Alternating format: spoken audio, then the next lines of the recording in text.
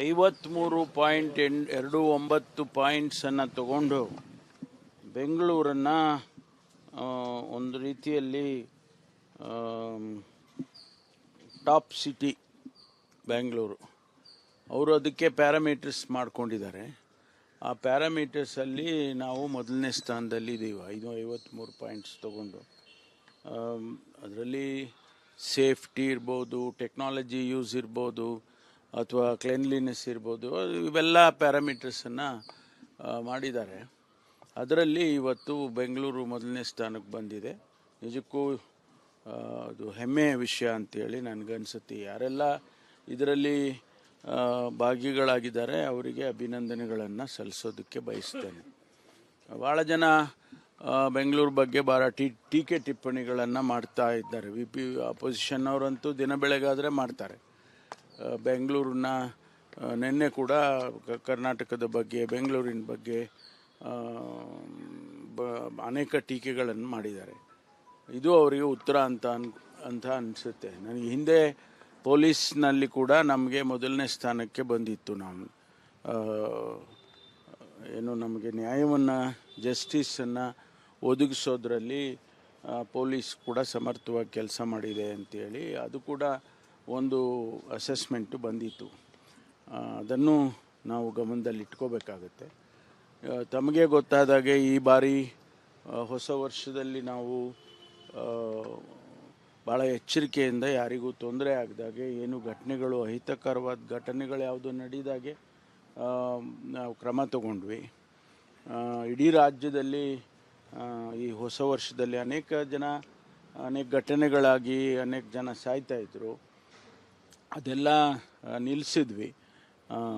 ಅವರು ನೀವು ಎಂಜಾಯ್ ಮಾಡೋದ್ರಲ್ಲಿ ನಮ್ಮದೇನು ಇದಿಲ್ಲಪ್ಪ, ನೀವು ಮಾಡ್ಕೊಳ್ಳಿ, ಆದರೆ ಸೇಫಾಗಿ ಮಾಡ್ಕೊಳ್ಳಿ ಅಂತೇಳಿ ಒಂದು ಹೇಳಿಕೆಯನ್ನು ಕೊಟ್ಟಿದ್ರ ಮೇಲೆ ಮತ್ತು ಬೆಂಗಳೂರು ಸಿಟಿಗೆ ಹೆಚ್ಚು ಪೊಲೀಸ್ನವ್ರನ್ನ ನಿಯೋಜನೆ ಮಾಡಿದ ಮೇಲೆ ಇದೆಲ್ಲ ಕಂಟ್ರೋಲಿಗೆ ಬಂದಿತ್ತು. ನಾನು ಕೂಡ ಕಮಾಂಡ್ ಸೆಂಟ್ರಲ್ಲಿ ಹೋಗಿ 2 ಗಂಟೆವರೆಗೂ ಕೂತ್ಕೊಂಡು ಅದನ್ನೆಲ್ಲ ನೋಡ್ತಾ ಇದ್ದೆ. ಹಾಗಾಗಿ ಬೆಂಗಳೂರಿಗೆ ನಿಜವಾಗೂ ಕೂಡ ಇದು ಹೆಮ್ಮೆ ವಿಷಯ ಅಂತೇಳಿ ಹೇಳೋದಕ್ಕೆ ಬಯಸ್ತೀನಿ. ನಾಳೆ ಕೊರಟಗೆರೆಯಲ್ಲಿ ಪರಮೇಶ್ವರ್ ಅವರು ಸಿಎಂ ಆಗಬೇಕು ಅಂತ ಸರ್ವಧರ್ಮಗಳಿಂದ ಪೂಜೆ ನಡೀತಾ ಇದೆ ಸರ್. ಇಲ್ಲ, ಅವರು ಎಲ್ಲರಿಗಿದ್ದ ಹಾಗೆ ಪ್ರತಿಯೊಬ್ಬ ರಾಜಕಾರಣಿಗೂ ಅವರನ್ನು ಇಷ್ಟಪಡ್ತಕ್ಕಂಥವ್ರು ಮತ್ತು ಅವರು ಇನ್ನೂ ಎತ್ತರಕ್ಕೆ ಹೋಗಬೇಕು ಅಂತಕ್ಕಂಥವ್ರು ಇದ್ದೇ ಇರ್ತಾರೆ, ಎಲ್ಲರಿಗೂ ಇರ್ತಾರೆ. ನಮ್ಮ ಕ್ಷೇತ್ರ ಕೊರಟಗೆರೆ, ನಮ್ಮ ಕ್ಷೇತ್ರದ ಜನ ಸ್ವಾಭಾವಿಕವಾಗಿ ಅವರು ಬಯಸ್ತಾರೆ. ಅದರಲ್ಲಿ ತಪ್ಪು ಇದೆ ಅಂತ ನಾನೇನು ಹೇಳೋಕೆ ಹೋಗೋದಿಲ್ಲ. ಬೇರೆ ವಿಷಯ ಏನಾರು ಹೇಳ್ರಪ್ಪ, ಬೇರೆ ವಿಷಯ ಏನಾರು ಕೇಳಿ. ಬಳ್ಳಾರಿ ವಿಚಾರ ಮತ್ತು ಹುಬ್ಬಳ್ಳಿ ವಿಚಾರ ಎರಡೂ ಕೂಡ CID ತನಿಖೆ ಆಗ್ತಿದೆ. ಹೌದು, ನಾವು ನಿನ್ನೆ ಮುಖ್ಯಮಂತ್ರಿಗಳ ಜೊತೆಯಲ್ಲಿ ಕೂಡ ಮಾತನಾಡಿ ಅದನ್ನು ಆದೇಶ ಹೊರಡಿಸಿದ್ದೇವೆ. ಅವರು ತನಿಖೆ ಮಾಡಲಿ. ಯಾಕೆಂದರೆ ವಿರೋಧ ಪಕ್ಷದವರಿಗೆ ಏನೋ ಮುಚ್ಚಿಡ್ತಾ ಇದ್ದಾರೆ ಅನ್ನುವಂಥದ್ದು ಅವ್ರಿಗೆ ಅನಿಸಿರ್ಬೋದು. ಅದಕ್ಕೆ ಅದೆಲ್ಲ ಇನ್ವೆಸ್ಟಿಗೇಟ್ ಮಾಡಿದ್ರೆ ಗೊತ್ತಾಗುತ್ತೆ, ನಿಜ ಏನು ಅಂತ ಹೇಳಿ ಗೊತ್ತಾಗುತ್ತೆ. ಆವಾಗ ಅದನ್ನು ನಾವು ಸಾರ್ವಜನಿಕವಾಗಿ ಅದನ್ನು ತಿಳಿಸ್ತೇವೆ. ಅಲ್ಲ, ಅವ್ರ ಹತ್ರ ಇಟ್ಕೊಂಡಿದ್ದಾರೆ. ಬಹುಶಃ ಅವರು ಇನ್ನೂ ಸ್ಟಡಿ ಮಾಡಬೇಕು ಏನೋ ಅಂತ ಕಾಣಿಸುತ್ತೆ. ಒಂದು ವೇಳೆ ಅದನ್ನು ವಾಪಸ್ ಕಳಿಸಿ ಏನಾರ ಕ್ಲಾರಿಫಿಕೇಷನ್ ಕೇಳಿದ್ರೆ ಕೊಡ್ತೇವೆ, ಅಥವಾ ರಿಜೆಕ್ಟ್ ಮಾಡಿದ ಮೇಲೆ ಅದಕ್ಕೆ ಮುಂದೆ ಏನು ಮಾಡಬೇಕು ಅನ್ನೋದ್ರ ಬಗ್ಗೆ ಸರ್ಕಾರ ತೀರ್ಮಾನ ತಗೊಳುತ್ತೆ. ಇನ್ನೂ ಅವ್ರು ರಿಜೆಕ್ಟ್ ಮಾಡಿಲ್ಲ ಅಥವಾ ಕ್ಲಾರಿಫಿಕೇಷನ್ ಕೇಳಿಲ್ಲ. 22-25 ಏನೋ ಬಿಲ್ಲು ಕಳಿಸಿತ್ತು ನಾವು. ಅದರಲ್ಲಿ ಸುಮಾರು ಬಿಲ್ಗಳನ್ನು ಸೈನ್ ಮಾಡಿ ಕಳಿಸಿದ್ದಾರೆ. ಕೆಲವು ಮಾತ್ರ ಅವರು ಕ್ಲಾರಿಫಿಕೇಷನ್ಸ್ಗಳು ಕೇಳಿದ್ದಾರೆ. ಉದಾಹರಣೆಗೆ ಇಂಟರ್ನಲ್ ರಿಸರ್ವೇಷನ್ ಬಗ್ಗೆ ಕ್ಲಾರಿಫಿಕೇಷನ್ನು ಕೂಡ ಕೇಳಿದ್ದಾರೆ. ಈ ಬಿಲ್ಲಿನ ಬಗ್ಗೆ, ಹೇಟ್ ಸ್ಪೀಚ್ ಬಗ್ಗೆ ಅವ್ರ ಹತ್ರನೇ ಇದೆ. ಅವರು ಬಹುಶಃ ಸ್ಟಡಿ ಮಾಡಿ ಅಪ್ರೂವ್ ಮಾಡ್ಬೋದು ಅಂತ ಅಂದ್ಕೊಂಡಿದ್ದೀನಿ. ನೋಡಿ, ನಾವಂತೂ ಭಾಳ ಕಠಿಣವಾಗಿ ಇದ್ದೇವೆ ಈ ವಿಚಾರದಲ್ಲಿ. ಕೇಂದ್ರ ಸರ್ಕಾರ ಬಾರ್ಡರ್ ನೋಡೋರು ಯಾರು? ಸೆಂಟ್ರಲ್ ಗೌರ್ಮೆಂಟು ಬಾರ್ಡರ್ನ BSF, ಬಾರ್ಡರ್ ಸೆಕ್ಯೂರಿಟಿ ಫೋರ್ಸು ಅಥವಾ ಬೇರೆ ಬೇರೆ ಮಿಲಿಟ್ರಿ ಫೋರ್ಸಸ್ ಎಲ್ಲ ಅವರು ಆ ಬಾರ್ಡರ್ನ ಕಾಯ್ಕೊಳ್ತಾರೆ.